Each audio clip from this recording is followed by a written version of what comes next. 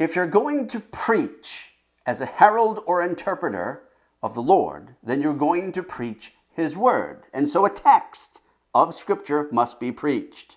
All those who are familiar with the Westminster Standards know the plain and simple explanation of the assembly concerning public preaching of scriptural texts. Here's what Westminster says. The subject of his sermon, that is the preacher, is to be some text of Scripture, holding forth some principle or head of religion, or suitable to some special occasion emergent, or he may go on in some chapter, psalm, or book of the Holy Scripture as he shall see fit.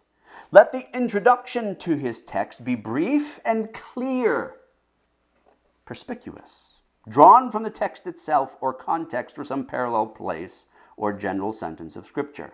If the text is long, as in histories or parables, as it sometimes must be, let him give a brief sum of it. If short, then a paraphrase of it. If need be, in both, looking diligently to the scope of the text and pointing at the chief heads and grounds of doctrine which he has to raise from it. In analyzing and dividing his text, he is to regard more of the order of matter than the words, and neither to burden the memory of the hearers in the beginning with too many members of division, nor to trouble their minds with obscure terms. In raising doctrines from the text, his care ought to be, first, that the matter be the truth of God.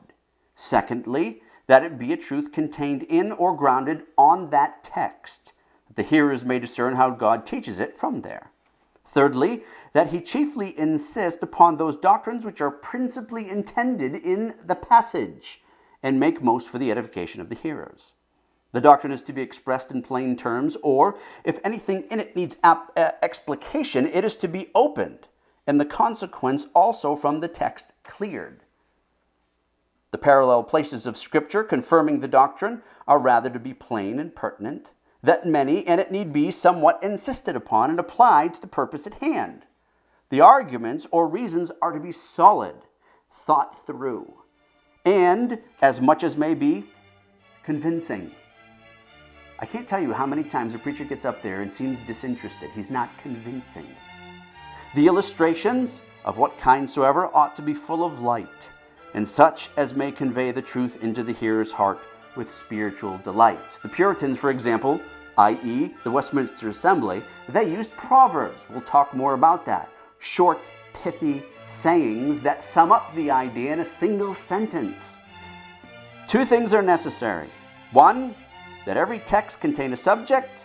The other, that every subject be sure of finding a text. You, as a preacher, should be familiar with the Directory of Public Worship, which demonstrates exactly what Westminster is saying concerning the way preaching should be done.